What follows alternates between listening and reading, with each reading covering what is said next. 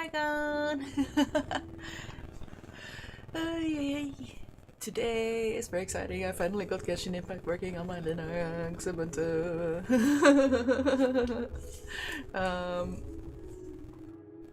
This is going to be a little bit of a benchmark stream, fortunately slash unfortunately, because Genshin does run with maximum settings on this computer, sort of, but I'm not sure if it's going to like to stream with maximum settings, so we'll find out. Oh man. Sorry if I look unusually angry today. Maybe I need to check my VTuber settings just a second.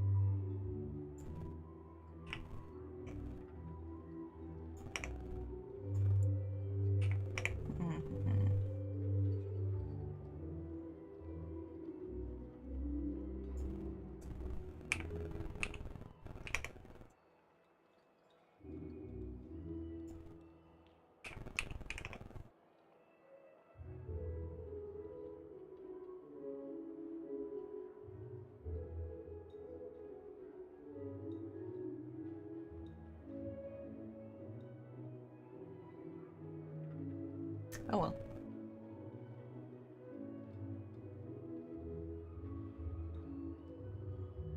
There we go.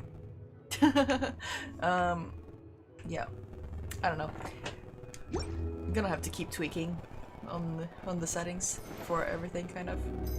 But it looks like we're going. I wonder if I should decrease the music a little bit. The audio in general, maybe even. Oops. Oh, it's left trigger to decrease.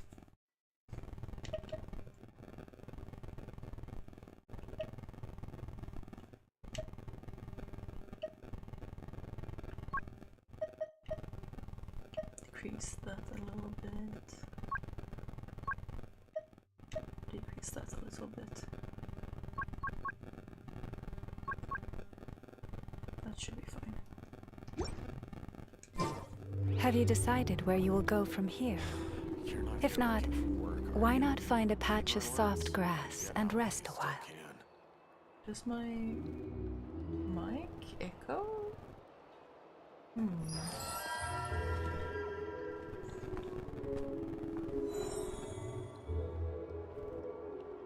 It feels like it's echoing, right? It should be the correct mic.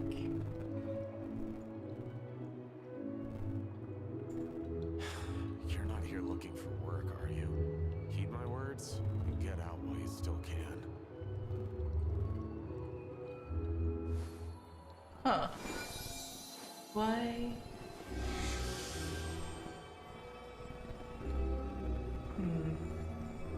It does sound like it's echoing the game a little bit. Why would it do that? You're not here looking for work, are you? Heed my words and get out while you still can. Oh, why? Wait, it's in English. Oh well. Guess we'll get English speech today. If ever you find that the animals in Krai behave in ways you do not understand, just ask me and I will explain.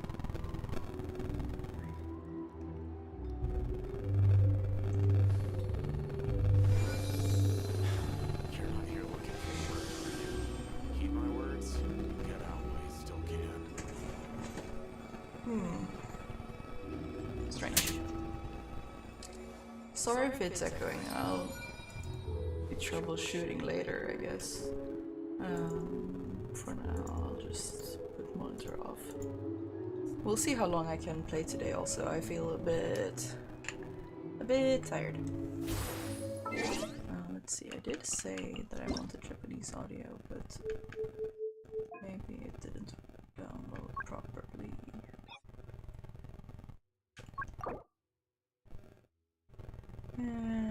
I can do that after stream. We can have English stream today. You're not here looking for work, are you? Heed my words and get out while you still can. Wrong way.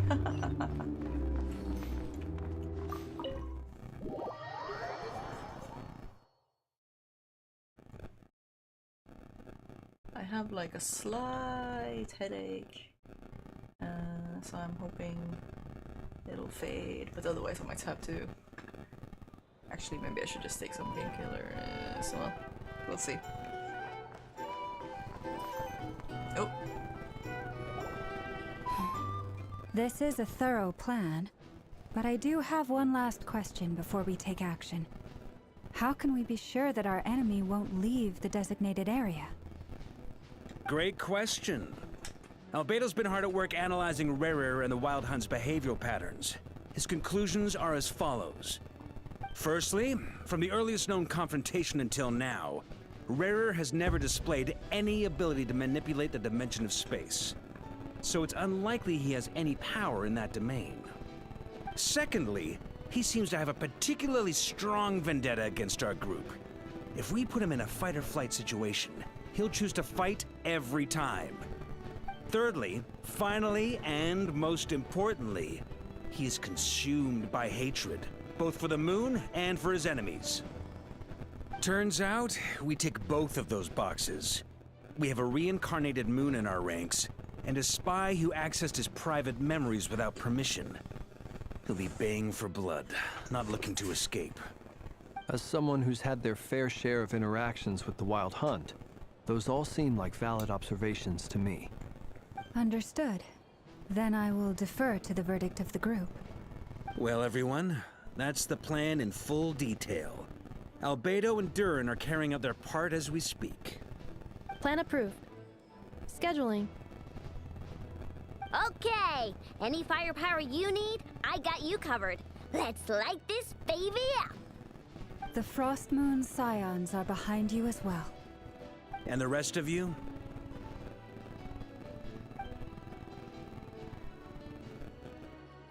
No objections? All right, then it's settled. This is the plan we're going with. Next up, an old tradition of mine. Anyone who wants to back out, now's your chance. Wait, we can still back out of this? Everyone says things they regret, right? I don't want anyone feeling trapped because their mouth said yes before their brain had time to think things through. A very people-first approach. I hear that's common practice in the Knights of Favonius. Heh. Who'd you hear it from? D-Luke? Shh. We don't use people's real names at work. This contact will be known only as Owl, please and thank you. This plan can only work if everyone does their part. Flint's and I will absolutely support it. Ow. We shall indeed. You'll be glad you accepted our help. Also, you are the last person I expected to see here, Miss Dory. It's not often I get called Dory in a work context. My peers usually call me Lord Sangamabe. So, the longer your name, the higher your net worth. Is that the idea here? In that case, Mr. Flint's here must be worth a fortune. That's right, I know your full name. It's... The walls are thin here. I'd appreciate you keeping that a secret. Okay, fine. I'm actually only here as a favor for someone else. Do you have any idea how much it would cost to hire me otherwise? Oh, does this mean someone out there actually has the power to boss Dory around? It most certainly does not. We have a long-standing and mutually beneficial business partnership. She's actually the mom of a friend of yours. Said mom supplied me with a great little trinket, but now that lady's ruined everything.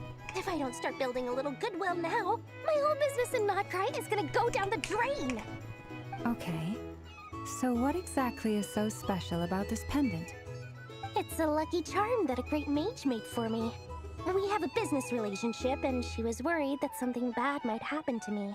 So, she wanted me to have something that can store power to protect myself with. I finally got it all fully charged up with Kuvaki, and then never went and used it all up at once! Never lost so big in my life! You're right. It was all my fault. I didn't mean to drain all the Kuvaki in the pendant, but I'll make it up to you. You will? Well, in that case, how about you give me your chess set? And we call it even. I knew you'd say that. Well, it's yours if you want it. In fact, take it now, and I'll even throw in a free Raker of Solnari. Deal? You're putting me in a difficult position here. It's a very useful thing to have around. But I have a funny feeling it won't be around much longer. I guess we'll see in a couple of days. Looks like bankruptcy for me. Hey, don't be so pessimistic. See this through and you never know. You might find a new business opportunity on the other side. With an action plan in place, everyone chats among themselves. You and Paimon decide to check in and see how each stage of the preparations are going.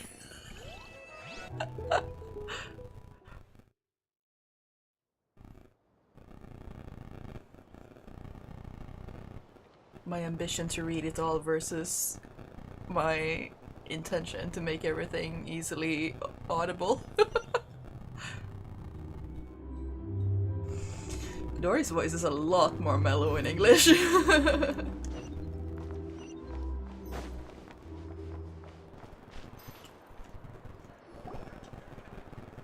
It's both nice and a little bit boring. How's it going? Feeling ready? Oh, I was born ready.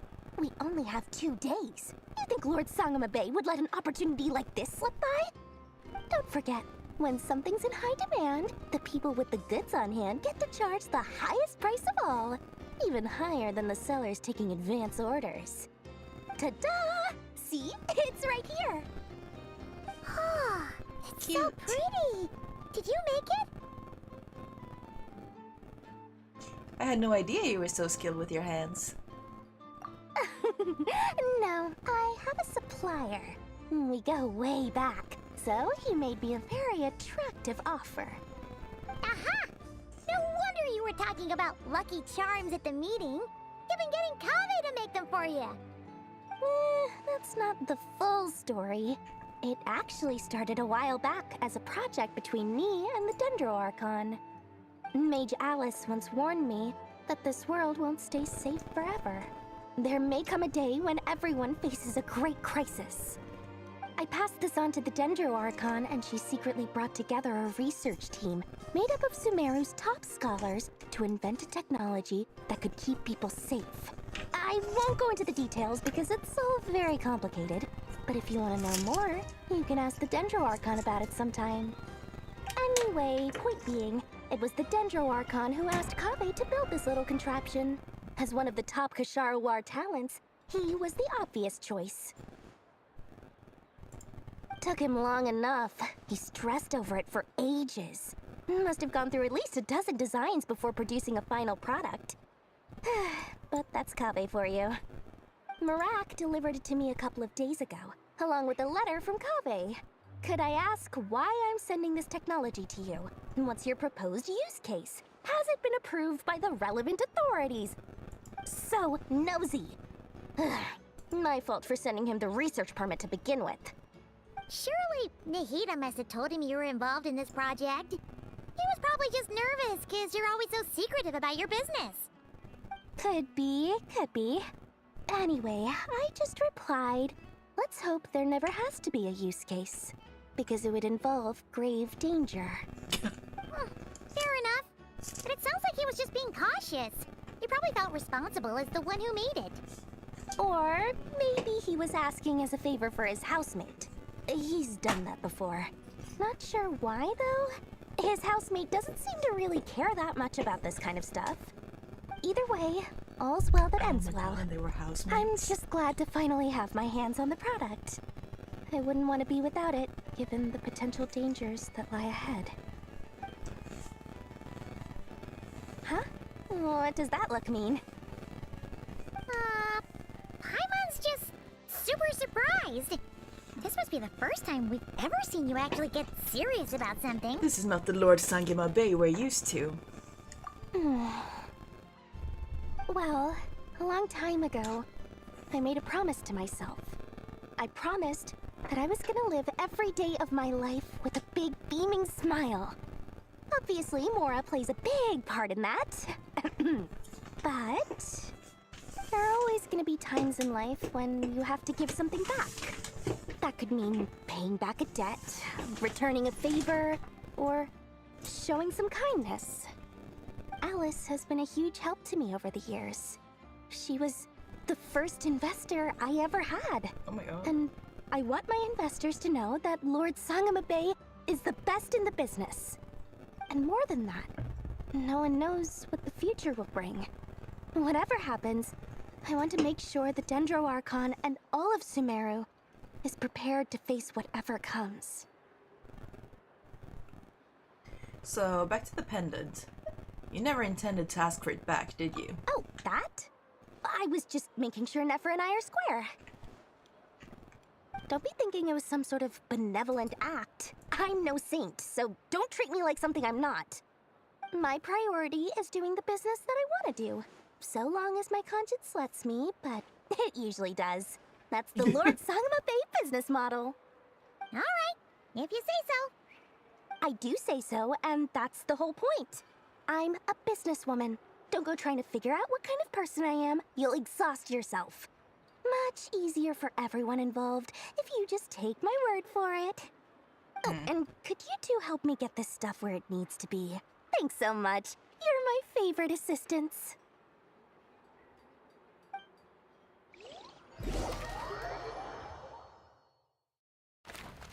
Easy Island.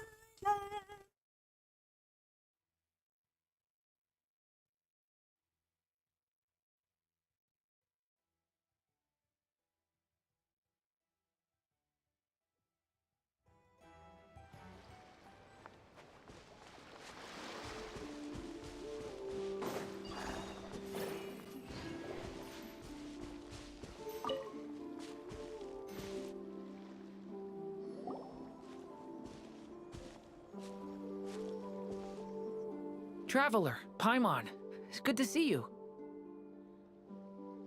Everything going smoothly over here? Sort of. As you're probably aware, Varka, Diren, and I captured some abyssal creatures from the Wild Hunt. Per the plan, we dissected and analyzed some samples of these creatures. The process went very smoothly. The findings, however, come with some troubling implications. What? You can actually dissect the Wild Hunt? That depends on your definition of Wild Hunt and dissection. Harmless, lifeless. These words are accurate descriptions. The Wild Hunt is an interesting phenomenon. In and of itself, it doesn't seem to possess anything akin to a human personality. But taken as a collective, the medium through which the Wild Hunt is summoned does appear to have a soul. Master griped a lot about the wise Horoptatir, and seemed somewhat fascinated with the foul Certology. But she barely mentioned Rerir at all. I don't think that was because of his lower social standing, though. Anyway, it's a pity. I should like to hear her thoughts on the nature of the lifeform he has become today. It's a strange mix. The furious energy of an abyssal being channeled through a fractured physical existence. A consequence of being torn apart by an unknown power. Perhaps the only explanation for his survival in this state is that he sacrificed a degree of individuality in exchange for a continued existence. Oh, sorry. Once I get talking about interesting research, I have a tendency to go on indefinitely. Back to our research findings. Essentially, they confirm my hypothesis. Rerir's corpse is completely contaminated by the Abyss, and the effects are irreversible. You could think of this as Rerir in mutated form. But in my view, even that would be inaccurate. In reality, his whole being has been consumed by the Abyss. In other words, he is now nothing more than a manifestation of abyssal power. Unfortunately, at present, we have no means of completely eradicating abyssal power. Hence, we cannot fundamentally destroy the Rayhir of Solnari either. Oh, that's terrible news! So, that's it? We can't defeat him? Not even if we get the power of the Three Moons? Miss Columbina's situation is a difficult one. She can never achieve wholeness when the world does not accept her presence. It's as if her creator banished her to a place she can never be accepted. It means she spends most of her energy just on her own survival. Given the circumstances, it's only natural to despair. But we must see this plan through to the end. Time to kick off the backup plan. Oh, Paimon almost forgot! This is for you. Dory asked us to bring it. Ah, how wonderful. Well, thank you for making the trip. Durin and I will be heading off shortly. I'm sorry I won't be there to protect you in person this time. Please be careful. We will. Thank you, Judy. All right then. Stay safe. You're so cute.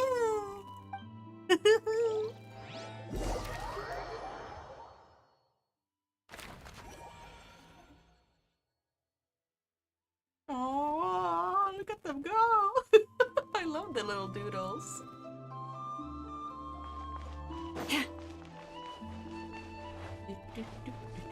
Hello, I'm here to attend my own meeting.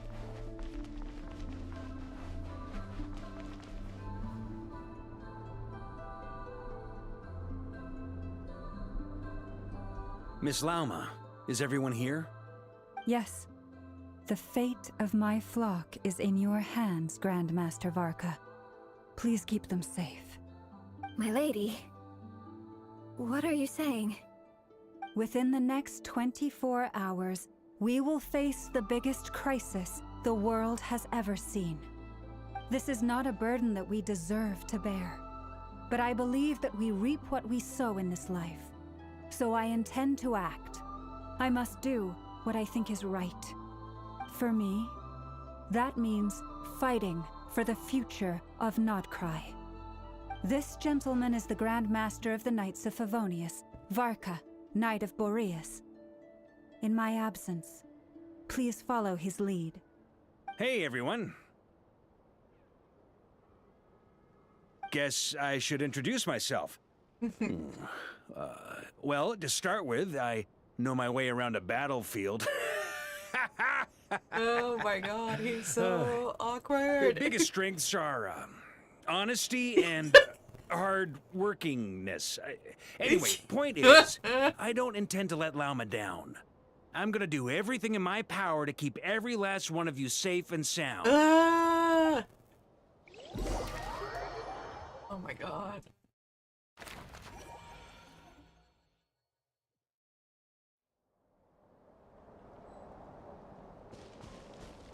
High strength, low int? Except he can't be low int. He would have died early.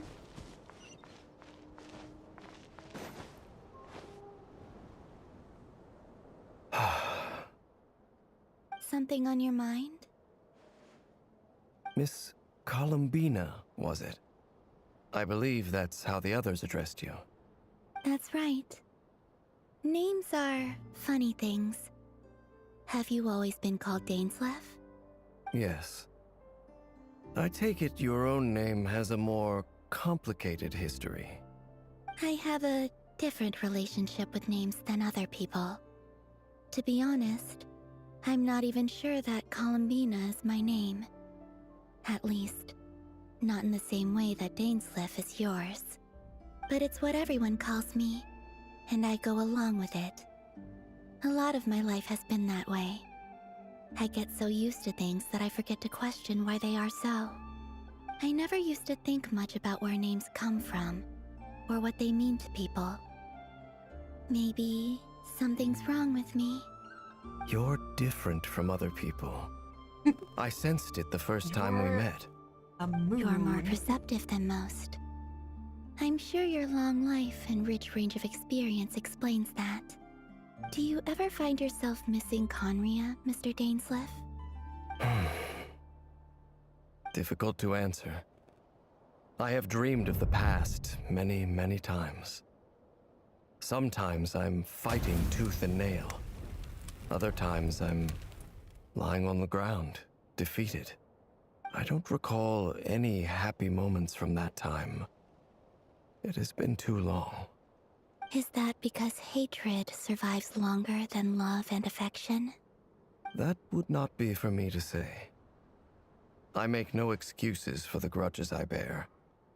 But whatever the reason, I remember little that was beautiful or sentimental. Thank you for your help with the Rerir situation. Without your efforts, I never could have learned the hidden truth of his story. You're welcome. I know he's your friend. Friend?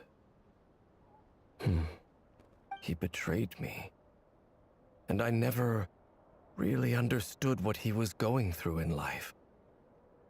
Some friendship, that is. Okay. So, do you plan to fight him with us? Okay. You see, you're torn. Now you know what really happened. You see the things he's done in a new light. I need some time. Of course. I completely understand. Anyone else in your position would feel conflicted too. Actually, I went through something similar myself recently.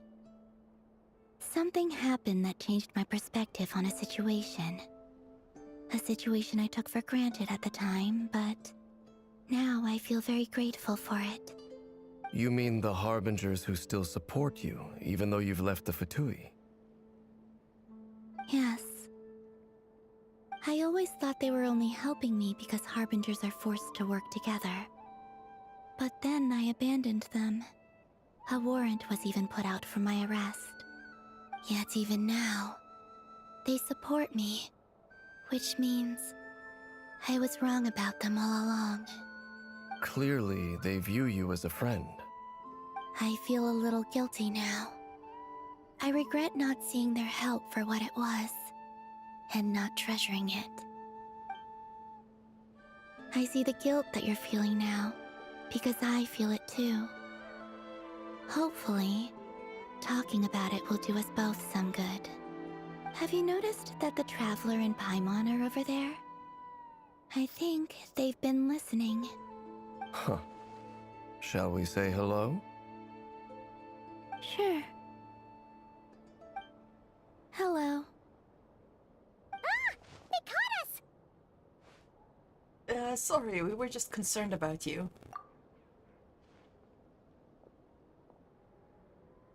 I apologize for making you worry. No doubt you wish to know where I stand on the plan to take down the Recher of Solnari. I'm afraid I need a little time, but I will seriously consider joining you. You will? Oh, thank you so much! Everyone will be so grateful to hear that! They needn't be. This was something that I was going to have to face up to eventually. That doesn't matter to them. They're grateful to you regardless. You can't control their gratitude, so just accept it. And then, have a think about whether you're willing to join us.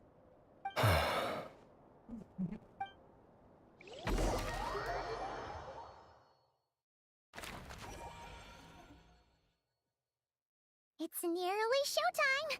Let's go rendezvous with the others. You know the place.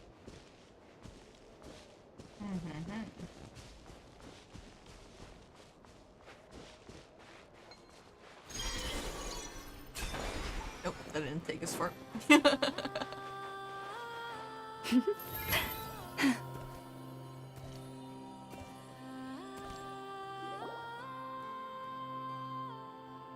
Ah, you're earlier than I expected. Hey, Flint's! Been waiting here long? Not too long. I came a little early so I'd have some time to think. Are you nervous about the battle? Quite the opposite. I'm reminiscing on my past battles. When I was awakened by the Ratniki, I had not touched a weapon in many years. I felt like the battlefield was not where I belonged. But after waging war against the Wild Hunt for so long, I came to realize something. A life of absolute peace is simply not a possibility for me. My restless flame indicates that somewhere inside of me, there is a deep yearning to root out the evil in this world. Oh, that doesn't sound like such a bad thing.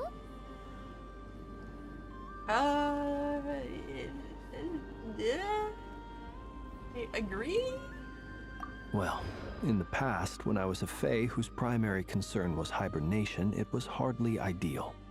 But it certainly serves me well here in the present. And I am delighted to be able to join forces with you in this endeavor. Looks like I'm not the first to arrive. Ah, Miss Lauma. Did you sleep okay last night? I struggled to settle down at first because of the nerves. But don't worry. I got enough sleep in the end. I'll be just fine. Thanks for everything. Please, I'm just doing my part. Never! Over here! The goods have been delivered and the backup plan is underway. Aino asked me to relay a message.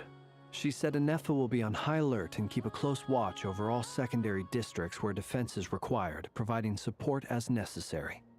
Meanwhile, Aino herself will provide range support to us directly, using her latest invention. Excellent. My thanks to all involved. Oh. The chess set's looking a little unstable. It won't hold him much longer. We should be prepared to engage at a moment's notice. No sense sitting around waiting. Let's make the first move while we still have the option. I agree. Paimon, find a safe hiding place. Got it! Be careful, Traveler! I will.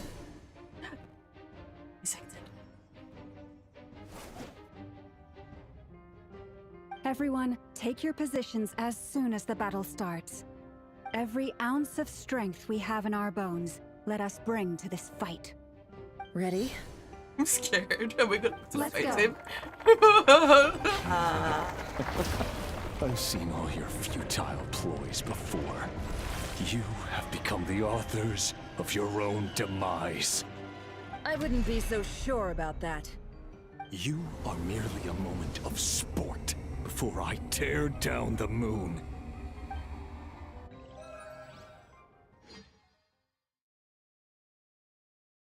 A moment of sport!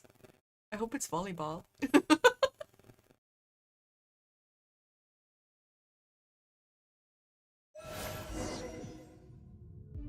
Oh god, I'm scared. Oh my god, I have no— Stay on your toes. Yep, you too! You're just dead meat! Move!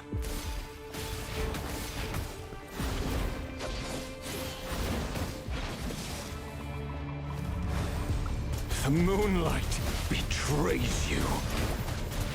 You're just dead meat! No more lies. You poor lost. Observe. Steady now.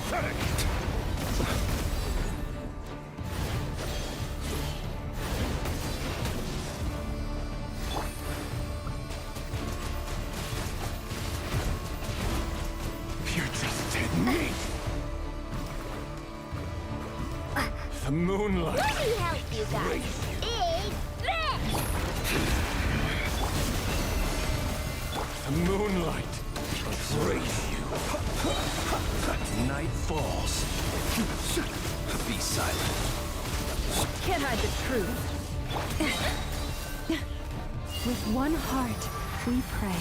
Branch into salt. Move! It all adds up. The deception ends here. The moonlight Actors whose kids I betrays don't really you. know well enough. Forest, No more lies. Move!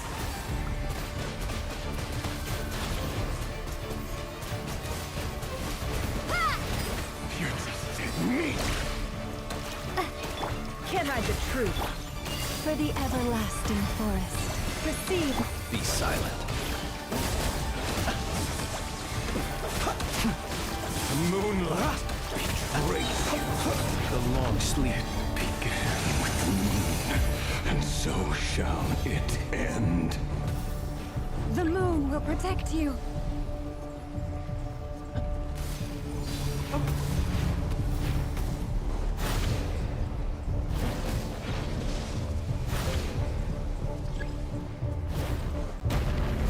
Observe. Be silent. Do you see now?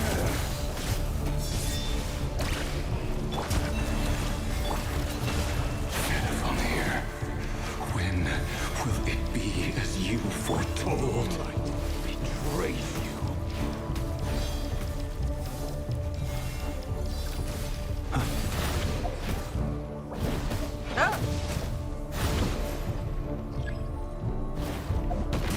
Spirit is not welcome here.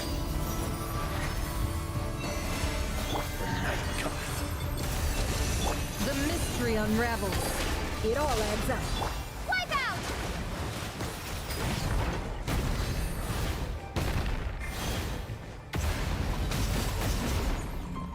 No more lies.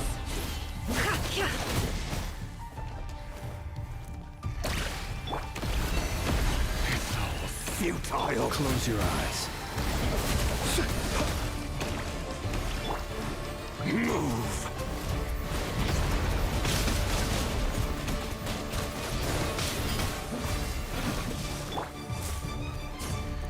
Can't hide the truth. Moonlight betrays you. Hunt them down. Move. For the everlasting Moonlight forest. betrays Lush as the moonlight. Be silent. Are you quite finished? Observe. Hunt them down. The long sleep beckons. The deception ends here. The moonlight. Close your eyes. It's all futile. Go!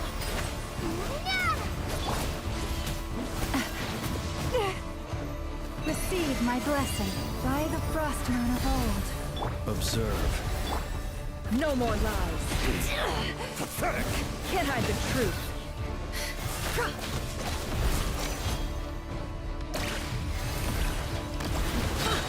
The mystery unravels. It all adds up. Hunt them down. Your little game of heroics is over. Moonlight. Ring was to go first. Betray you.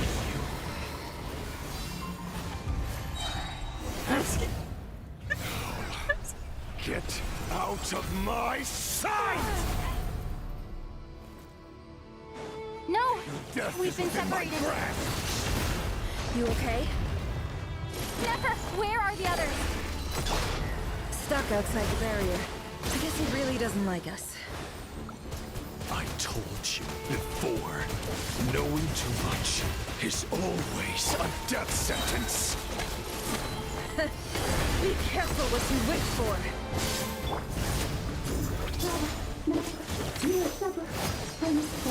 Lauma! Can you hear me? Hide. Silence. Voices are gone. But at least I know they're still there. I need to focus. Stick to the plan. Remember my most important task. Just keep stalling him. If I can stall him for long enough, the moment will come. No more lies. Destroyed. Reborn.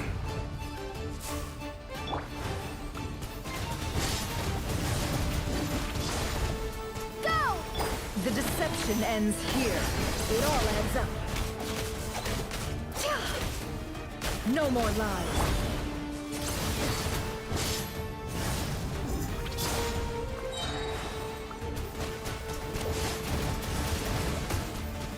Go!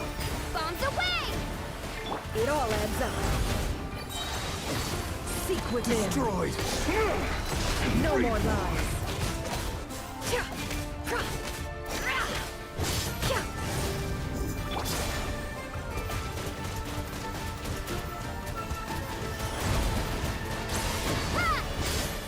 Can't hide the truth.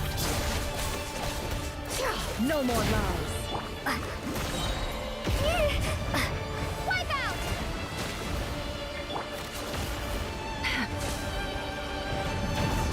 Oh, scary, scary, scary, scary, scary, scary. I've got this.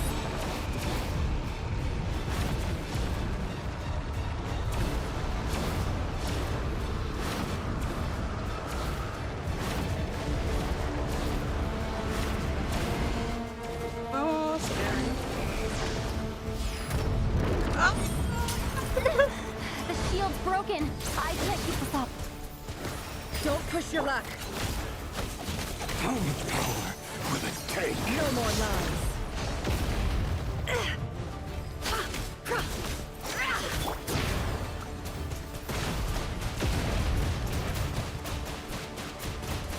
Go! The mystery unravels. It all adds up.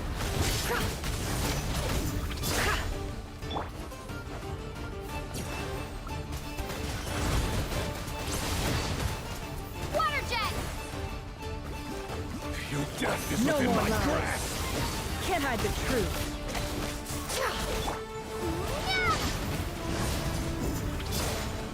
More to run, more to The hide. deception ends here. It all adds up.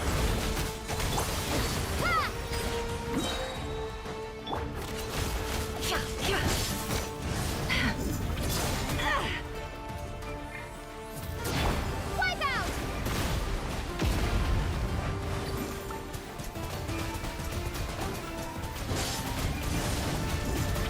Go! The mystery unravels. Can't hide the truth.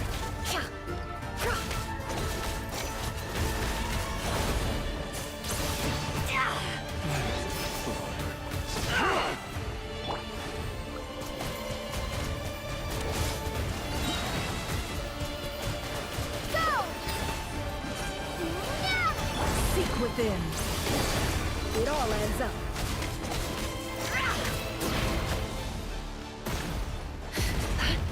No more lies.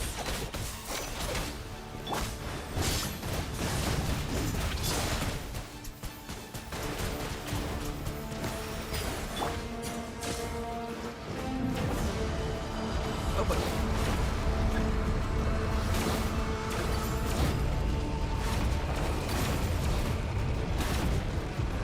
Here's the last one. Oh, here.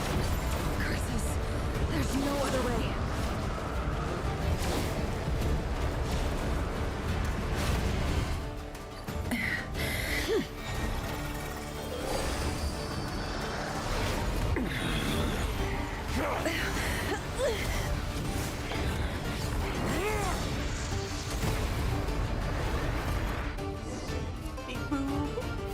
The only way to defeat I'm Rarer scared. is to borrow his own power. That means Columbina will have to disappear while you two bear the brunt of his attacks. You have to hold on. Find a way to keep him focused on killing the two of you.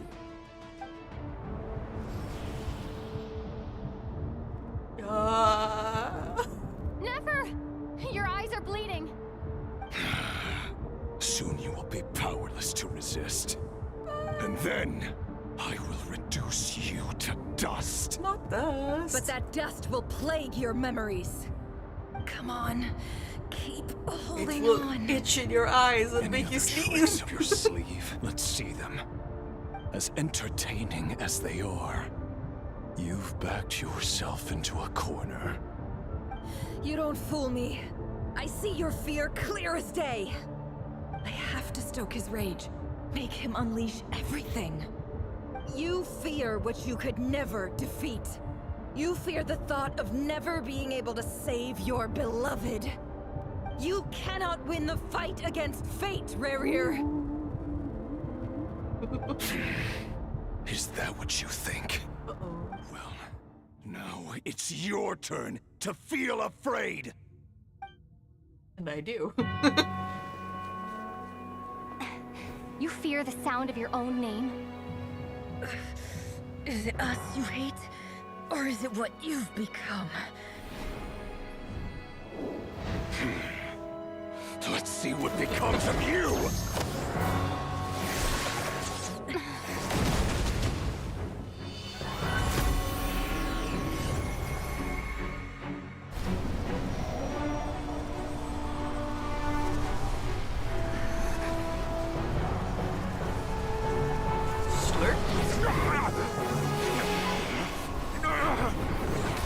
What's happening?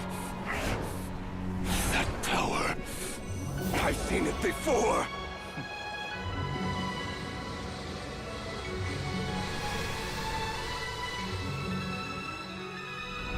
His power is on another level. We'll need to use an alchemical array to convert his power into a usable form. Then quickly channel it into Columbina, rendering her powerful enough to compete with him. I'll join you. I can help. If I release enough abyssal energy into a confined space, it'll create a potential difference, allowing us to extract a huge amount of elemental energy. Next, I'll synchronize with everyone's minds using Pyro, then give you temporary access to their abilities and fields of view. But it won't last long. Can you see? Well enough. So, we have a student of Gold Rheindotter in our midst. How about that?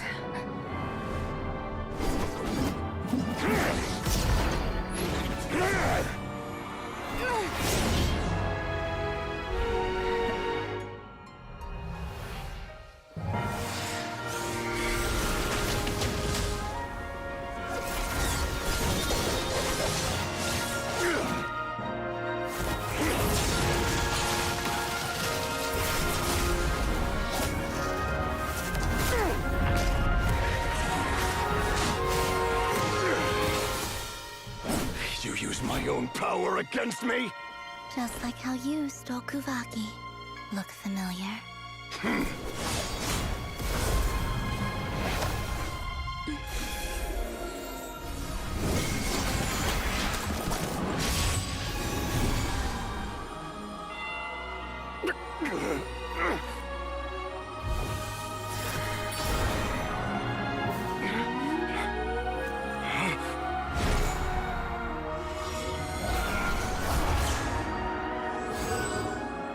Don't you realize?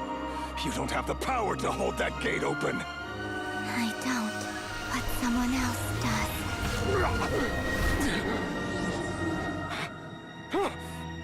Goodbye, Rerir.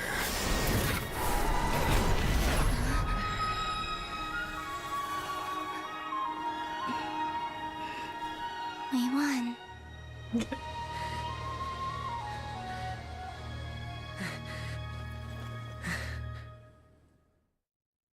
Baby's first fight against evil!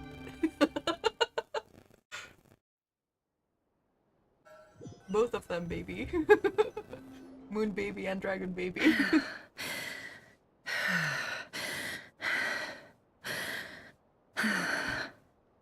Nefer, how are your eyes? They're fine. Apart from the blindness, of course. It's not too late. Let me handle it.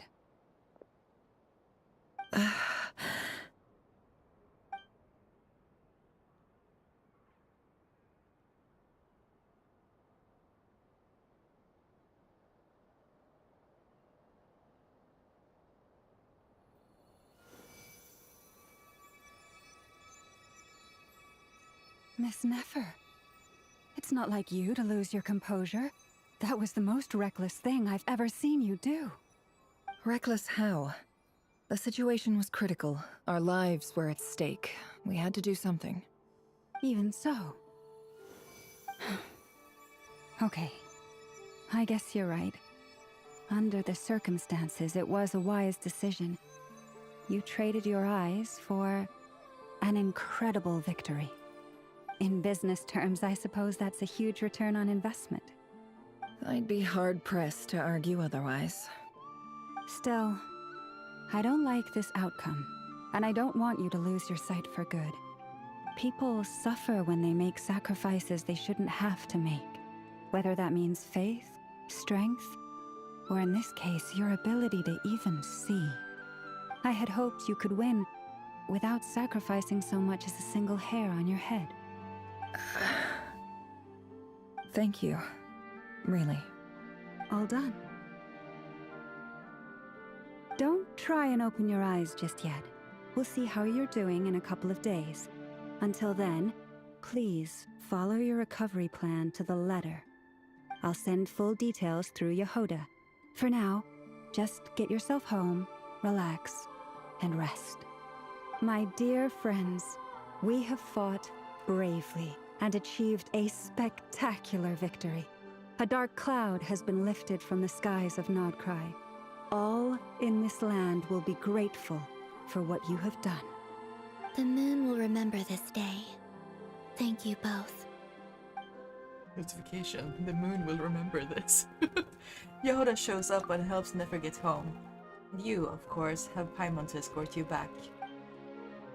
The sight of Nefer navigating the road with her eyes closed is a new one for you. She proceeds cautiously, but as her silhouette disappears into the distance, you notice she seems almost smug. There's something I want to let you know. What is it? When Durin connected everyone's minds so I could access their powers, I also felt everything they felt. And since Nefer's eyes were injured, my eyes are hurting now too. Huh. Hold on. Let me try. I only feel the pain. There's no actual damage. I just thought I should tell you. You're right. There's no damage. That's a relief. But I must say, I'm surprised to hear the Kutar share something like this with me. In the past, you never used to open up about yourself. Things are a little different now from how they were. I'm learning to share how I truly feel with my friends. Friends? You have no idea how glad I am to hear that. No. You can't help but break into a smile at the word friends, as a warm and fuzzy feeling fills your chest. One by one, your fellow teammates report in to inform you that everything is under control. At Lama's insistence, you lie down. You fought on the front line against Rerir, and now you need rest. Dot.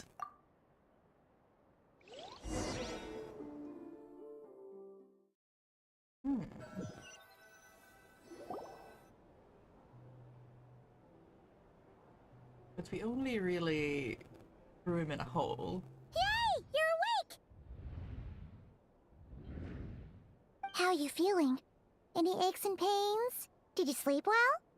I'm doing all right, Paimon. No need to worry about me. Phew! Well, that's good. Paimon's been sitting on the edge of the bed worrying about you for ages. You slept a whole day and night. Poor Paimon had to eat all by her lonesome.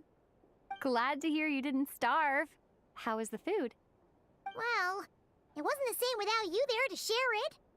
Honestly, Paimon just can't relax when you're not your usual self. She couldn't enjoy the food and settle down to sleep. Well, I'm back to normal now. Oh yeah, and Albedo swung by earlier. He said to tell you to head to the tavern when you woke up. Varker and the others are organizing a victory feast and they want to celebrate with you. He also dropped off some medical supplies, but you seem fit as a fiddle, so guess you won't be needing those. If you're feeling up to it, let's head over now. Wouldn't want to keep them waiting.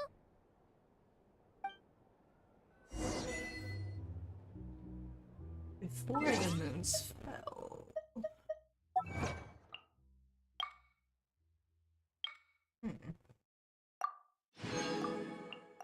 Yeah, I guess that makes sense.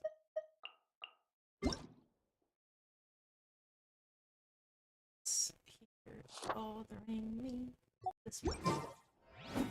Oops. Yippee! Hit.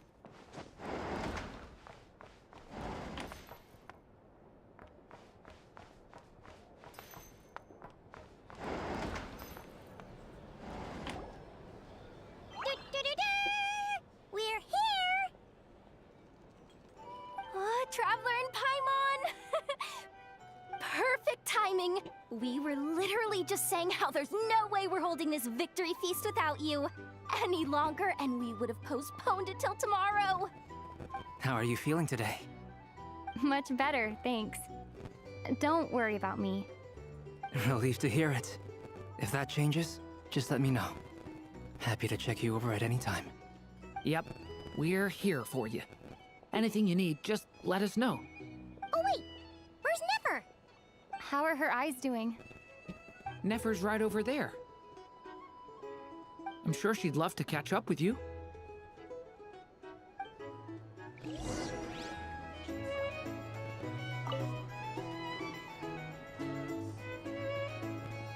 Oops, did I miss her? Oh. We're here! Is it just the same one? Traveler and Paimon! Oh, it is the same one. Perfect timing! How are you feeling today? Much better. Relieved to hear it. Yep, Oh wait, where's Nefer? How are her eyes? Nefer's right over there. I'm sure she'd love to. And like, please catch up with Nefer. I mean, I was going to, but... Hey, Dori! Hello, you. Recovered from the battle? Mostly recovered, thanks.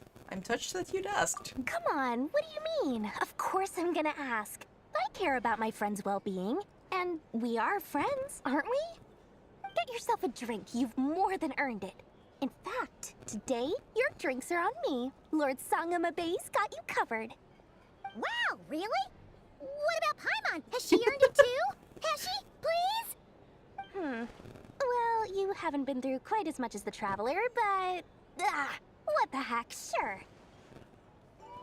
Yay! Wow! Drinks on Dory! What a historic day. Hey, keep your voice down, or everyone else is gonna want in too. Have you heard anything I've been saying recently? Doing business in Krai has been an absolute nightmare. If I'm buying for everyone, oh... Okay. Paimon will speak more quietly. Jeez.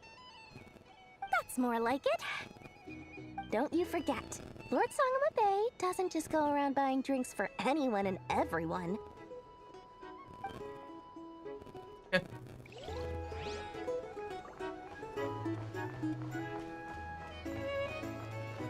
Hello, standing in the corner. I see you've recovered. You bet. Snooze your way to a full recovery. I'm doing much better. Thanks for checking on me. Glad to hear it. A healthy body is paramount. Nothing else in life is possible without it. So take it slow. You can't afford an injury. I'm so grateful that you decided to help us in the end. Paimon too! You really saved the day when you swooped in to open that gateway. I came to accept that although Rerir was my friend in the past, here and now, he was an enemy that must be defeated. Though I will never fully understand what happened between us, I could not let this crisis deepen any further. We fought a very necessary battle, and you played your part admirably. Thank you. I know it was hard, but you'll get through this. Yeah! And if you ever need to talk, just remember, we're always here. I'll do that.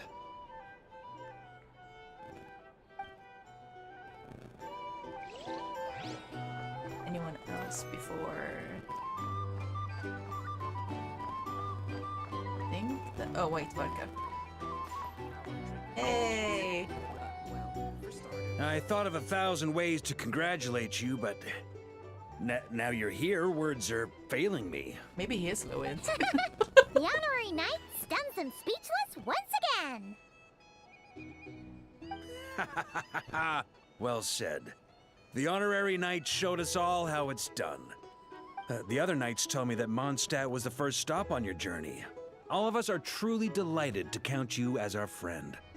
I'd like to thank you for supporting the Knights of Favonius, and also for helping us save Krai. Don't mention it, Grandmaster.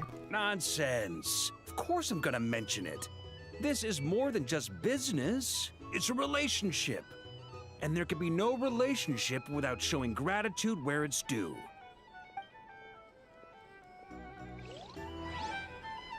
Alright. Now. My friend. How are you? Traveler, Paimon, are you recovering well? Much better, thanks to a good rest. You're looking well too. Turns out that moon chanter has some real talent after all. My eyes were mostly recovered after just a couple days rest. I can actually open them again now. Yeah. Wait, how long but did we sleep? You gotta be careful. Lauma says not to strain your eyes while they're still healing. Yes, thank you. I'm well aware. Yehoda, could I borrow you for a moment? I could do with an extra pair of hands. Oh, sure. Coming. Did you hear that? I gotta go help Lauma for a second. You guys chat among yourselves. I'll grab us some drinks on the way back. Paimon, you still like 'em sweet? You bet! Make it extra sweet, because Paimon's earned it!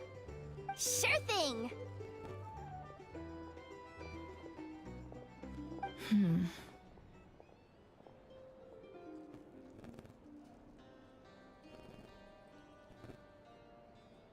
What's on your mind?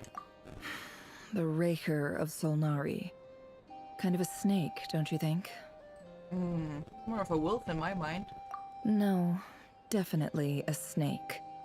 A poisonous one who spewed his venomous hatred everywhere.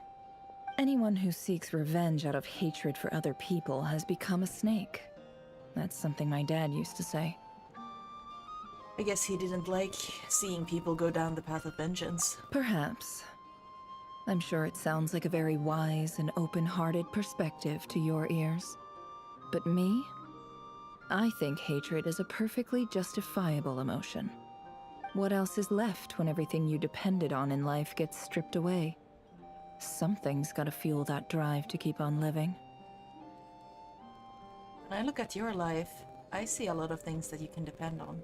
If you're worried about me, you can nip that in the bud. I'm not someone who gets stuck in the past. It's just... I suddenly feel like I was wrong to call my father a liar. He was just a fool. That's why the academia turned their back on him, and why the other tribes ganged up on him. Oh, father. How much better things could have been if you were a skilled liar. Look at the Ibis King. Thoth is a fiendishly cunning liar. And yet, strangely, he feels more like a father to me than my real dad ever was. He's never brought it up, but I'd bet he feels the same way. Why else would he give me the power to perceive the truth, while at the same time training me in the art of deception? Sadly, I've never heard the Ibis King's voice. What's he actually like?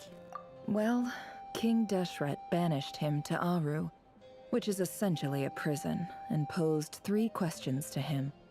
He promised that he'd have his freedom if he could find the answers. His response was to take on a physical form and approach me, hoping that I could become his envoy and search for one of the answers on his behalf. Did he really think I'd fall for that? He's stuck there. He can't make me return what he gave to me. Sounds like he was nice enough to you. You definitely sound like father and daughter. So that's enough for you to decide he's nice, is it? He's a prisoner, and he was scared. So he decided to perform some good deeds to win people's approval.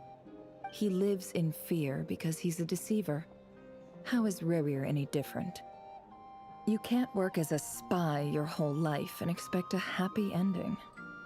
It's preposterous. Yet I can't say I don't understand it. Liars live in the darkness of their own making, but it's still human nature to want to go on living. They say that a liar's soul is the most worthless thing in the world. What do you think?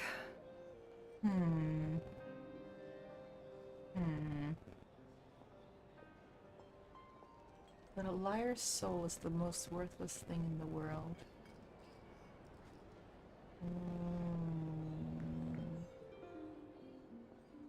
It's not like lies are harmless.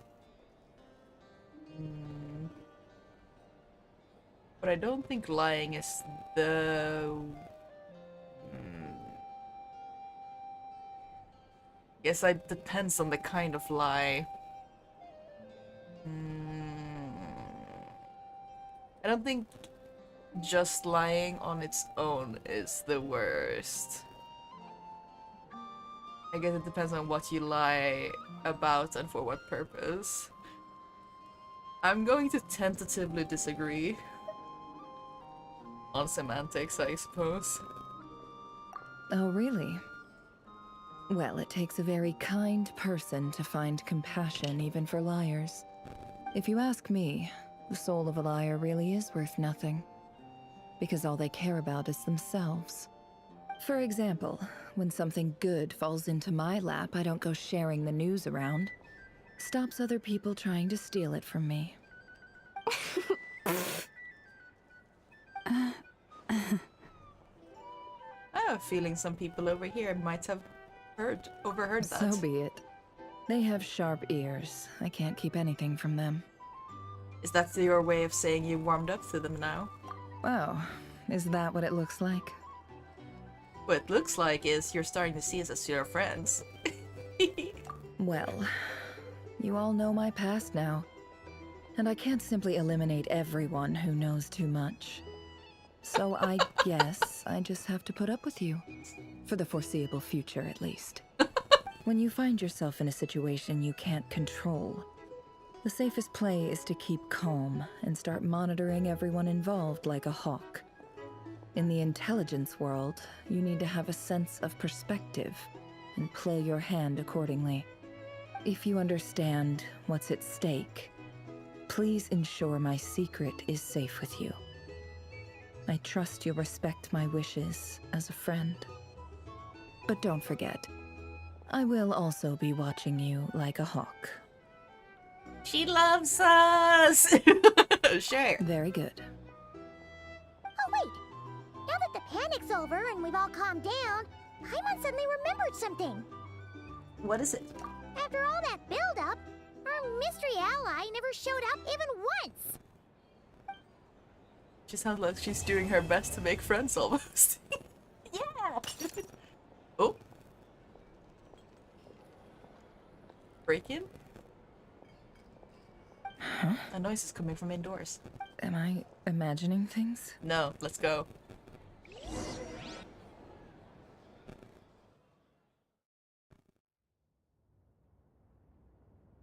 Love you, Nefer.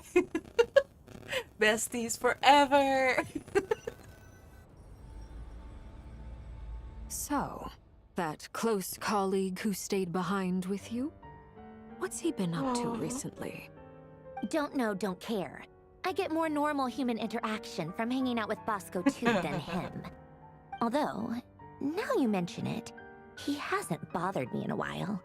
I wonder if... If he's disappeared without a trace, it's the biggest gift he ever gave to the world.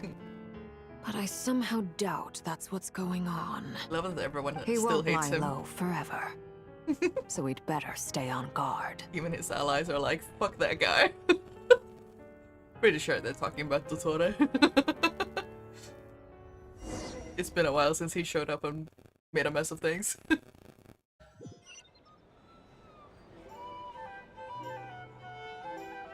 Ah, time for us to snoop! Let's go. Nefe, what are you saying? Hello?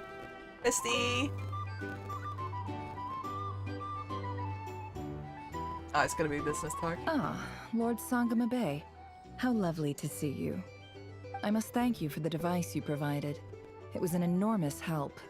Would I be right in thinking that it was developed by the Academia? Why come and ask me when you clearly know already? I mostly came to thank So you. sulky! That's more like it. A little gratitude goes a long way with Lord Sangama Bay. Play your cards right, and you might even stand a chance of becoming my long-term supplier. The chance to work with such a kind and charitable investor as yourself would be a great honor for the Curatorium. Huh? Charitable? Who said anything about charity? First time hearing about it. Let's see. The first plot of land you purchased in Krai, your desert interests, and... Stop! What do you think you're doing? Exposing my investment history! It's nothing to hide from. They're all perfectly legitimate investments. And some of the land you purchased was with the intent of building a sanctuary? Yes, I heard about that too. How did you... You're a curious case, Lord Sangamabe. You don't like people finding out about your good deeds, do you?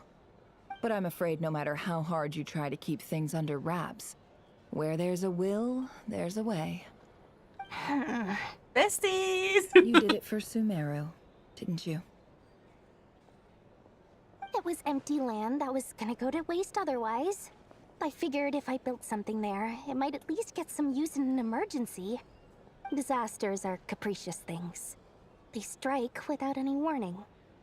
I've lost family to a disaster before, and I don't want to lose any friends or business partners if I can help it. My elder sister used to dream of finding a sanctuary. Somewhere with plenty of food, water, and medicine. Where everyone could live happy lives. It was something I looked into, but after discussing things with the Dendro Archon, I decided on a more effective strategy. The tech people handled the tech, and Moneybags provided the Mora. It just made the most sense. It's a pity that so few people know the truth about you. Everyone says that you view everything in terms of Mora, and all you care about is growing your own wealth. So, what's the problem with that? Everyone wants to be rich. It's human nature. So yes, I love Mora, and it's nothing to be ashamed of. But surely you have dreams of your own, beyond just making Mora. You don't get it, do you? My dream is to invest in other people's dreams. And, you know, make a nice little slice for myself along the way. Just thinking about it makes me happy. That sweet, sweet sound of Mora. Yeah. Thank you. For the device? And the pendant. Oh, that. I was just returning a favor. Don't worry about it. Seems like we've both been away from home for a very long time. Yeah. So long that I barely remember what my family even looked like. That would be your mother, father, and sister? Yeah, though it's been years since my sister passed away. It's not like I want to forget them, obviously, but memory can be even more ruthless than the most calculating business person. Beyond a certain point, if something isn't helping you, it just gets rid of it. My sister can't help me now. Slowly but surely, her face is fading from my mind's eye. It's become a vague impression. Not everything will fade. When loved ones pass away, the beautiful memories are the ones that last the longest. Yeah, that's true. If you ask me, that's the one silver lining in all of it. Well, that, plus, I'm sure that life is much better now than it was back then. Oh, absolutely. I have tons of Mora, a big beautiful house, business is booming, and I'm as happy as can be. You've got a lot going for you too. Boss of the Curatorium of Secrets? I'm sure there's plenty of Mora to be made in that line of work. I appreciate the vote of confidence.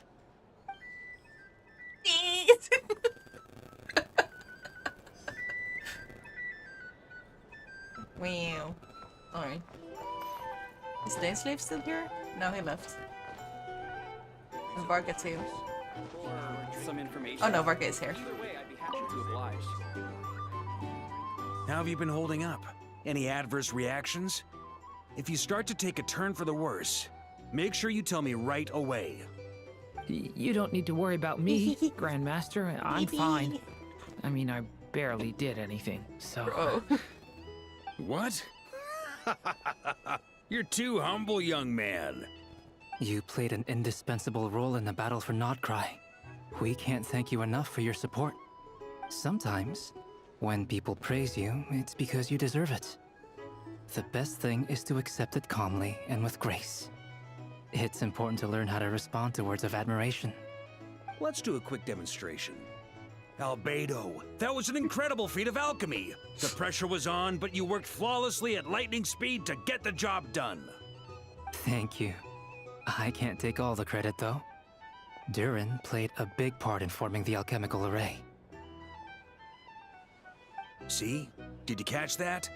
A masterclass in how to take a compliment. Okay, yeah. I did work pretty hard to help prepare for the battle. No point denying that. Hey, you guys! Seriously, great work everyone. You all outdid yourselves. Hey, look who's bounced back. Looking good, traveler. Seems like you've recovered. You won't need to take any more medication. Can I get you a drink? Huh? Are you allowed to You know drink? how to order at a bar now? You've sure learned a lot recently. Handling a drinks order is ridiculously simple compared to alchemy. Don't worry, I'll blend into society yet. Paimon believes it. You're clearly a fast learner, just like your brother. To be totally honest though, Paimon didn't quite follow all the details when you first explained the plan to us. Don't worry, that's completely understandable. Unless you're a student of alchemy, it's hard to grasp the principle and how the process works. To put it in the simplest terms, we saw how our enemy stole the power of Kuvaki. And that gave us the idea of stealing his power to turn it against him. When facing an enemy you have no hope of defeating, it's best not to engage them in battle. So, instead of looking for a way to overpower him, we decided to help Columbina get strong enough to at least stand up to him in a fight. For this to work, we had to analyze his modes of attack, confirm who his main target was, and make sure that he wouldn't go beyond the range of the alchemical array. For added security, we prepared a total of 4 arrays.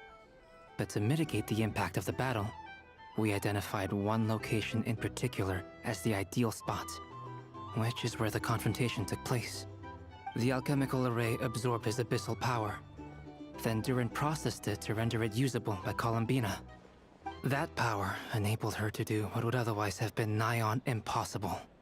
What surprised me was that Dainsleif actually agreed to join us. Given his history with Rerir, he had every right to sit this one out. But we're extremely grateful for the decision he made. Confronting a former friend in battle, that can't have been easy. It must have been a painful choice to make. But I'm sure that making a decision was far better for him than staying in limbo.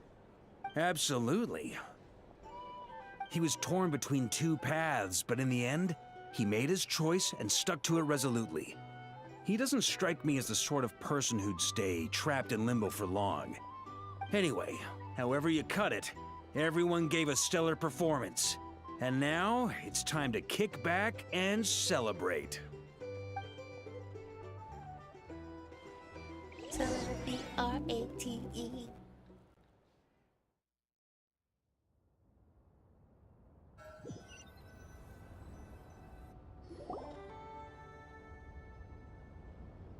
That's the only reason you're here. Yes. I've thought a lot about it. And I've realized that you, me, and Arlecchino should be friends. I think this is very important. So I felt I had to come and tell you. Well, this is a new one. I'm so moved. I can't even hold my teacup. If that's all, you can leave now. Do you not want to be friends with me? Or is it that you prefer being co-workers? What is this, Columbina? Are you deliberately testing my patience threshold? Right now, my politeness module is active. But if you say another word, I swear I'll shut it down. If your politeness module was active, wouldn't you say the word please at some point? Polonia, please see Lady Columbina to the door. Will you still invite me to your next tea party? What? Yes, I think you will. Bye-bye, dear Sandrone.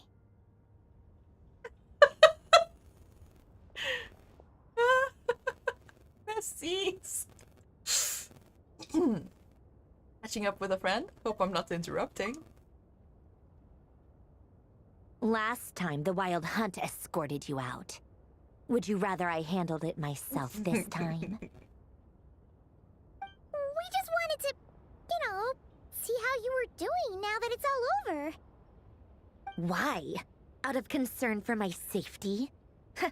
I hope you didn't seriously think that the Rahier of Solnari would be able to lay so much as a finger upon me, given how prepared I was. Mostly because you kind of helped us out, so we just wanted to check you were okay. Looks like all your robots are fixed, huh? I spy books and teacups on the table. Afternoon tea. So we are interrupting after all.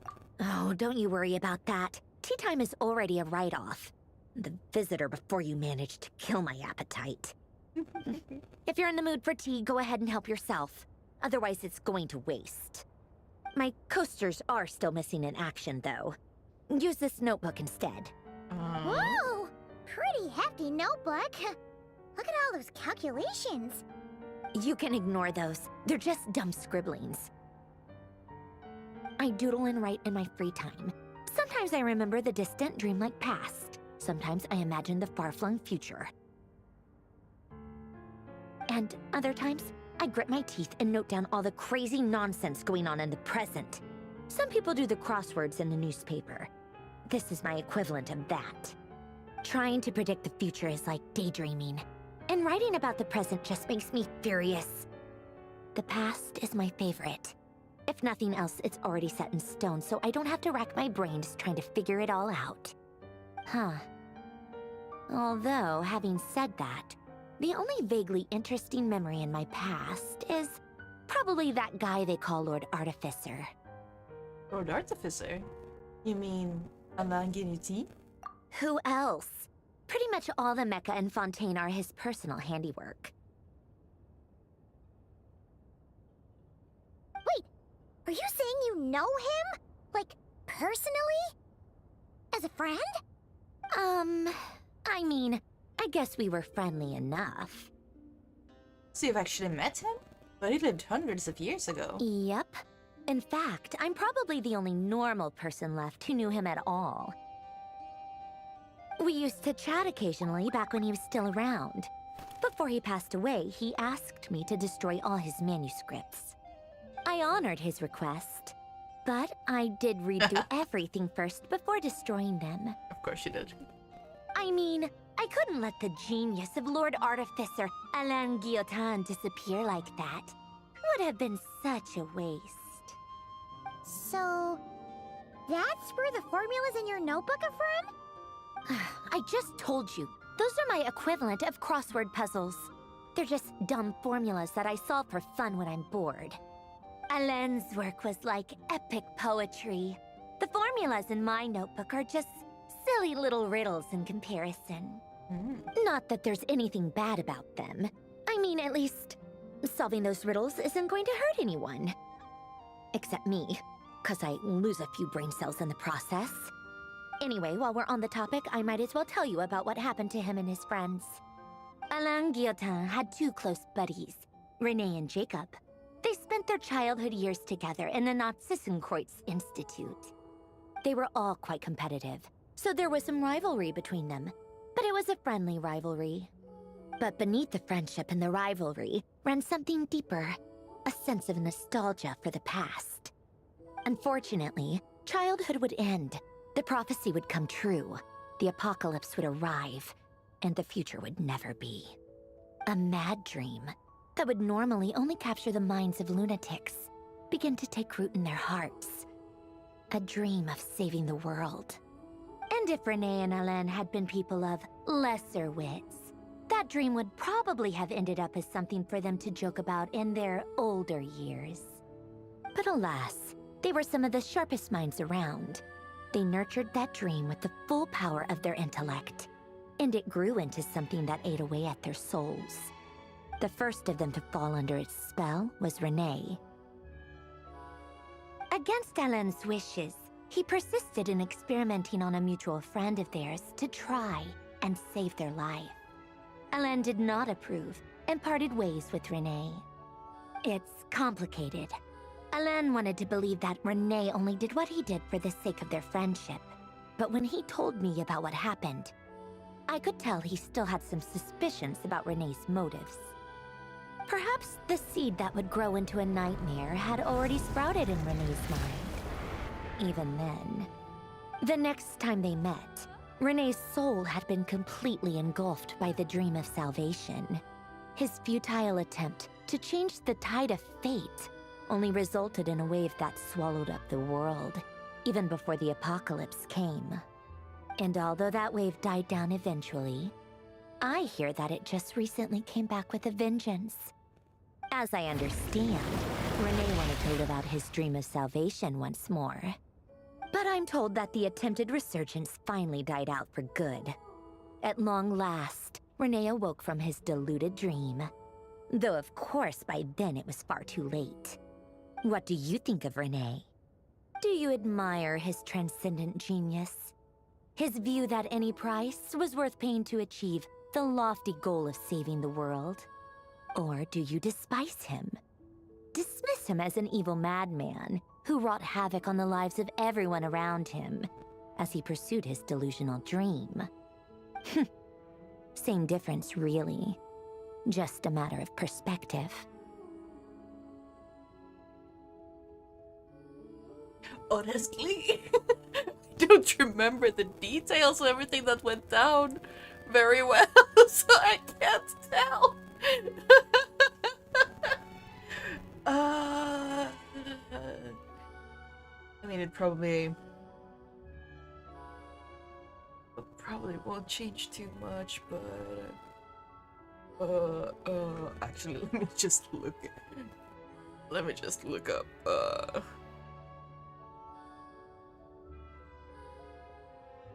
Renee, just in case they are keeping stats on things like this. You never know, they are apparently saving a lot of stuff given the Genshin yearly rewinds. Genshin Renee Wiki.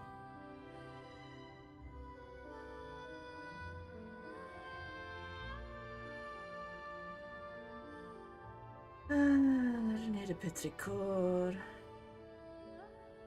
14 historical figure from the Cataclysm 500 years ago.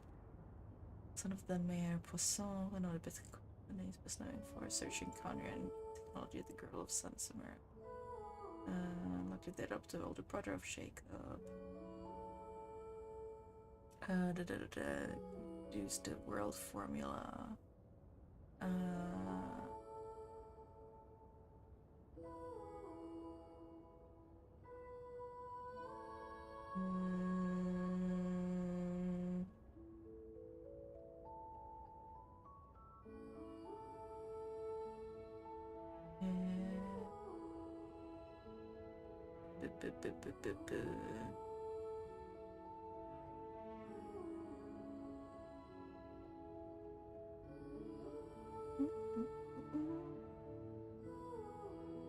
Alright, he was the founder of the Nazissenkreuz, Ordo.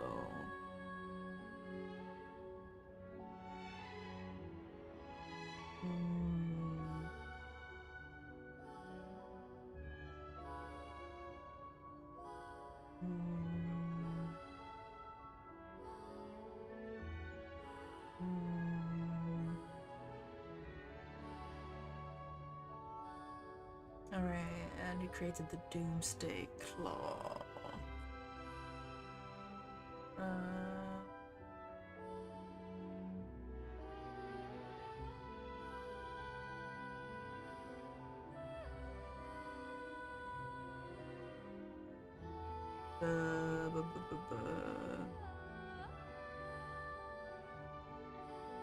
I mean, he did experiment on their friend a lot, and that's not in light terms, it's not very cool of him. I don't know, I don't admire him. Really? I can't tell whether that's because you disapprove of his deeds or because he failed. Or maybe you have some other reason. It's just Renee not cool no to longer exists experiment on in your this friend. world, and the dream he There's some of started the went stuff he on to did be too, but realized by I don't someone remember everything else. so well. What about you? What's your take on Renee? I don't like fanatics who give up their whole lives for their ideology. Nor do I like fools who let their delusions take control. Maybe I could understand if Renee had just been an ordinary person. But he had a sage-like intellect, and still managed to get himself lost in the labyrinth of his own desires. Anyway, that's enough about Renee. Now, moving on to Alain Guillotin, the Lord Artificer. Wow, she's a He star. managed to put a stop to the first storm whipped up by Renee. But after that, Alain lost his friends and family. To his credit, I suppose, the loss of his family and friends was purely a tragic accident. It's not like Alain sacrificed them for his cause or anything. After that, the only thing supporting his work was the same dream that had dragged his closest friend down to the abyss. But although the desire to save Fontaine drove him to found the Fontaine Research Institute, Alain continued to reject any form of transcendental knowledge or power. He was suspicious and fearful of it, having seen the way it had affected his closest friend. I think that formulas and machines derived solely from human intellect were the only thing that gave him a sense of spiritual comfort. Yet Alain's intellect was simply too great. It barely left him space to breathe in his lifetime. Once he realized that the end of his life was approaching, he finally accepted the truth. The Nazissenkreuz Institute needed someone, and a human being, to see its story through to the end. He quit working on his formulas, trading them in for the fairy tales that had played such a formative role in his childhood, but which he'd barely touched in his adult life. He told me that the director of the Nazissenkreuz Institute used to read those fairy tales to the children as bedtime stories. Apparently, they worked wonders at sending kids off to sleep. I think that all he wanted at that time in his life was to be able to sleep deeply without being plagued by depression. By that point, nothing else really mattered. At the very end, he laid down to rest in the ruins of the former Nazissenkreuz Institute orphanage, while the Fontaine Research Institute he had founded continued tirelessly with its work. Many years after that, tensions over competing dreams would once again cause a rift, this time between members of the Fontaine Research Institute. But the actions of those fools had nothing at all to do with Alain. And that is the story of two people from the Nazissenkreuz Institute who both wanted to save the world. One went all in on his fantasy of salvation without ever looking back, and ended up calmly sinking to the bottom of the deepest sea. The other sought desperately to burn bright in his life, even though he wasn't sure where he was going. I do sometimes wonder, why is it that people like them have such grand hopes of saving the world? Even the grandest tree starts as a tiny seed. So perhaps, for each of them, their mission to save the world began with a very simple desire: to save themselves. They were young children with friends and family who mattered to them, desires to explore the meaning of life, ambitions to have a successful career. They didn't want to see all of that taken away in one fell swoop. Or maybe they just wanted to find something to anchor themselves within the chaos, to stop them getting quietly swept away by the storms of life. But instead, the search for their own salvation took them down the rocky road laid out by fate. Do you think the desire to save oneself is enough of a justification to try and save the world?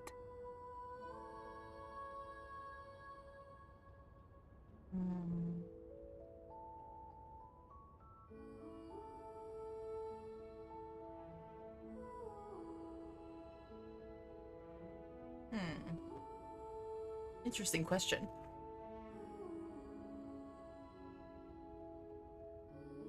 I mean, I'm sure saving oneself would lead you to try to save the world if the world is going to end, because then you would also end, but if you're only out to save yourself, then I don't think you'd actually end up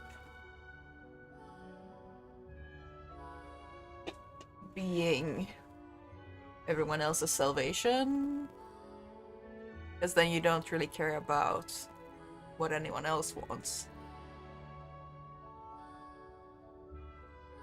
So I don't think so. sensible answer. Glad to know you've got your head screwed on straight. Wow, thanks, Alain Marionette. would disagree, though. I asked him the same question back when he was in his prime, putting all of his energy into his work. Yes, it's enough. No elaboration, just a quick, short answer before getting right back to his work. He was always that way. All right, tea time's over. I owe Arlecchino a favor for telling me these stories. I'll have to bring a whole sack of gifts the next time I visit the House of the Hearth. I'm gonna go tinker with Polonia now. You guys can do whatever you want, as long as it doesn't involve interrupting me. Polonia, exit hibernation mode. Begin diagnostics. She's interesting.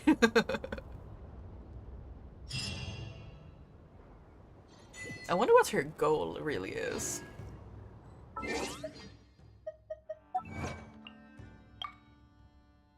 Complete elegy for faded moonlight.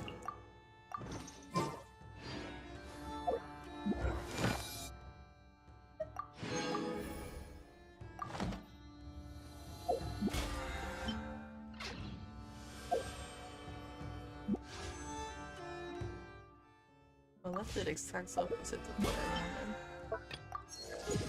Somehow.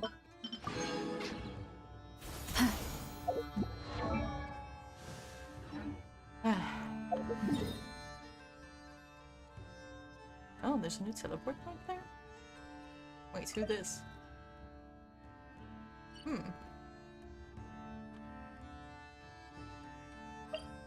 Oh, we're going here anyway. Wait, the Adventurers Guild is not available? I guess it's the site for the next part. Yeah. Thank you for waiting. I finished checking your Adventurer Handbook. Here are your commission rewards. We have no other urgent commissions on the books at present. Thank you for all your hard work lately. Perhaps you two could consider taking a vacation. Amazing! Paimon never thought we'd end up having downtime in Krai. Things were pretty hectic when we first got here. Everywhere you looked, it was either the Wild Hunt causing chaos or the Fatui stirring up trouble. It felt like this whole region was one giant slime in a barrel, ready to go boom at any moment. I don't think this peace will last long, though. We really have achieved a lot since we've been here, haven't we? The Traveler and Paimon strikes again! That's right! Another win for Tibet's top duo! Ah, yes. Are you two aware that the Moon Prayer Night is soon to take place? Oh, yeah! Lama told us that was coming up soon. Wait, why do you mention it, though? Do people in Nasha Town celebrate it, too? Paimon thought it was just for Moon Goddess worshippers. You're partially right. Most people in Nasha Town just see the festival as an opportunity to do business. They do not concern themselves with the religious element. The festival was first celebrated by the Frost Moon Scions. On this day, they would wear moon prayer blossoms and celebrate the birth of the moon goddess through song and dance. They would also prepare food and handicrafts and give them as gifts to others. Over time, it became Nod Krai's most lively festival. Whew! Sounds like fun! I'm definitely up for it. Great! Well, in the meantime, since Catherine doesn't have any commissions for us, let's focus on some personal business instead. When we first got here, you mentioned that this was where your spaceship landed? We didn't get to follow up on it at the time, because we got wrapped up in that whole rare situation, but now we can finally start investigating it properly. Except we have no idea where to start. Well, there's a saying Paimon's heard around these parts, which goes, if you lift up a rock, you'll find something you weren't looking for. By that logic, you'll never find what you're looking for while you're searching, but the moment you stop looking, it'll jump right out at you. I'm not sure it's as simple as that. Could be worth a try though, right? Anyway, Paimon suggests we focus on other stuff we want to do for now, and just keep an ear out for spaceship-related intel as we go. We haven't seen Colombina in a while.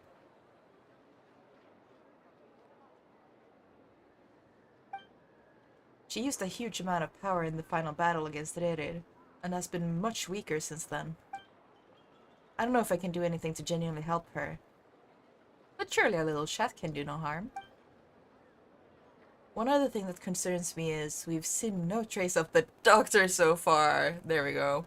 What's wrong? He looks super serious all of a sudden. I was just thinking about Columbina and the doctor. Huh? Paimon gets why you'd be concerned about Columbina, but what does the doctor have to do with anything? We learned back in Natlan that he's been investigating the moon, but he's been suspiciously absent so far. Oh, that's true. And now that you mention it, we're definitely overdue for a showdown with the Fatui. It is weird that he hasn't shown himself this whole time. What could he be up to? Engrossed in one of his experiments, perhaps. Either way, his current inaction is a good thing. True. Paimon would much rather deal with Marionette anyway. She says the meanest things, but when it comes down to it, she doesn't seem like a bad person. Maybe it's the pressure of being a Fatuse? Especially as a Harbinger. Does she feel like she's gotta act tough to keep up appearances or something? Maybe? But then, every time we headed out with Rerir, she always wound up having to repair Polonia and her other robots. That's gotta sting. Losing face always hurts more for people who care a lot about their image. She's probably still furious about it. Paimon? I have a feeling she might have heard that. What? Relax! She's not even here! Huh? What's the matter? Oh, nothing. Sorry, we'll be on our way now. Where are we again? Oh yeah, Columbina? Right, yeah, let's go see Columbina.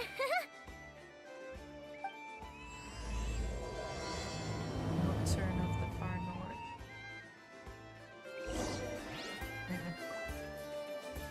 Anyway. You won't snitch on us, will you? I'm not entirely sure what you're talking about. But rest assured, I protect client and adventurer confidentiality as a matter of principle. Phew, that's a relief. Paimon does not want to get an earful from her.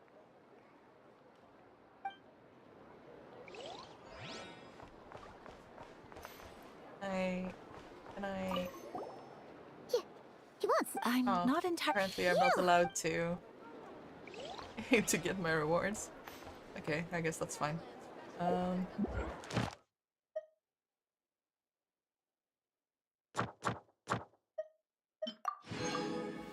We could just...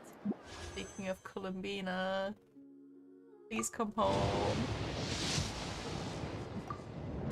I'm close-ish to my 50-50, but since it's the 50-50, of course we don't know if I'll get Columbina specifically.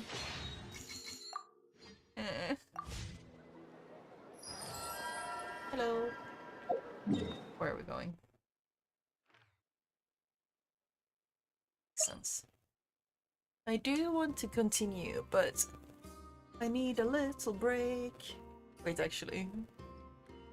Been going for 1:44. What time is it?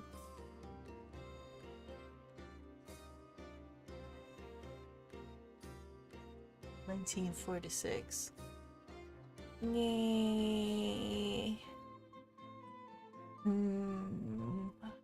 I guess this would be a good place to stop for today. Alright.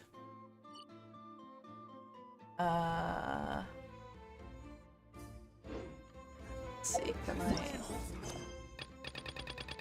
On quest. Maybe if I just pick another one.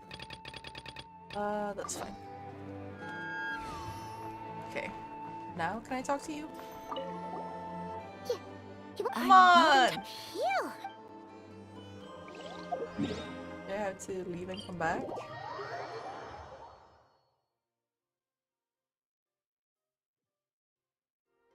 Please, let me grab my rewards.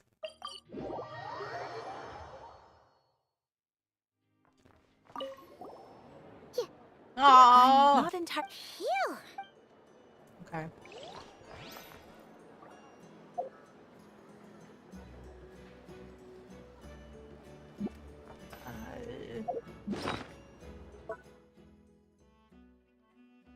Will I not be able to get my rewards?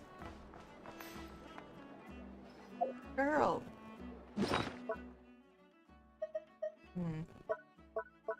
What if I hop into Teapot? For a quick sesh? Maybe that will be more of a reset. If I completely leave the region and single player mode technically. Also, I haven't gone and grabbed anything from here in a while. I forget my spaghetti. This realm is Oh, Tubby's English voice is different. Oh my god!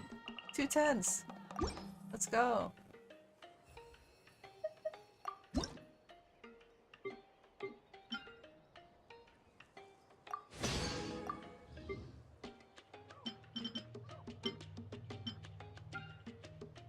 Anything new I can make? Ooh! Yay!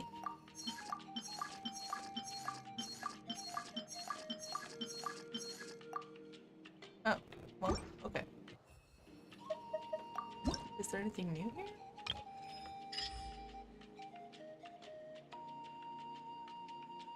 Okay.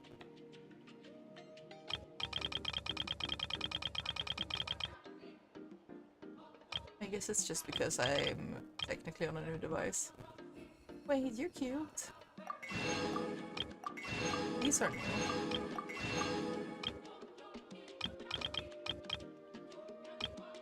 These are not new. I should work more on my garden, but... If you ever have any questions about the realm within, you may ask me. Wow, Toby is a different person in English.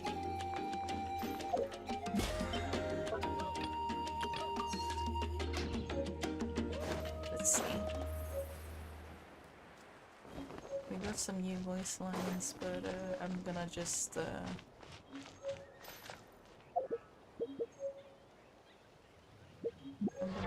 focus on changing place on the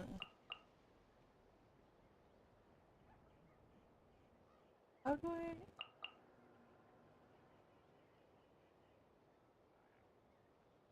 oh there we go. Wait, who was it? It was you. I think Rosario?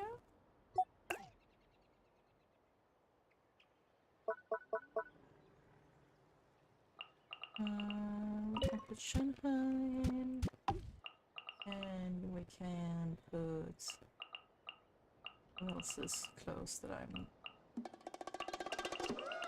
using currently. Memories.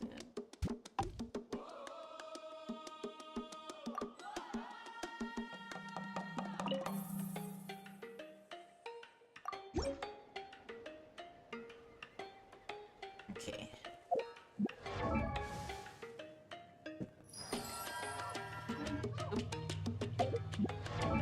I forget which characters are. Oh. Yeah. No, this was not where I wanted to go. There we go. It was Rosaria. Okay.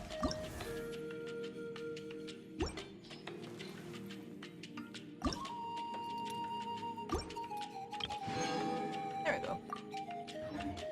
Up. I've forgotten all the controls. I'm pissed off. Even when the night is gone, and even when the sky is hidden from view, still the moon shines its light upon you.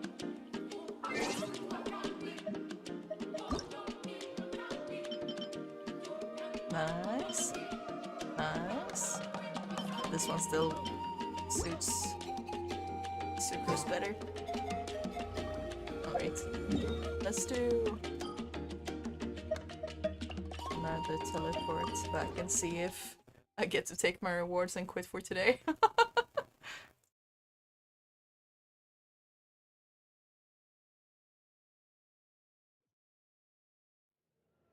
Hello. He wants No! Phew. I have to continue the quest to get my rewards? Oh.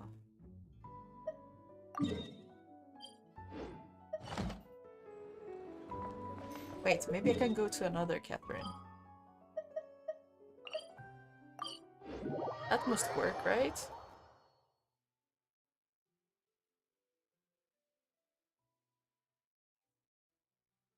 I want to continue the quest on stream, but I don't want to...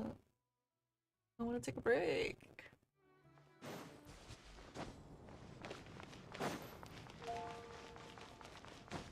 Just realized you didn't really need to see all of this either, Add but... Astra at... Oh, thank you! Thank you for Add Astra...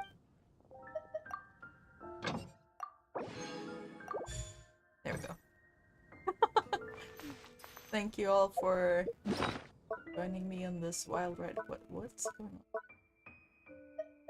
Alright. That was probably... Okay. Yeah. Thank you all for joining me on completing that part of the main quest. I will continue. Just not...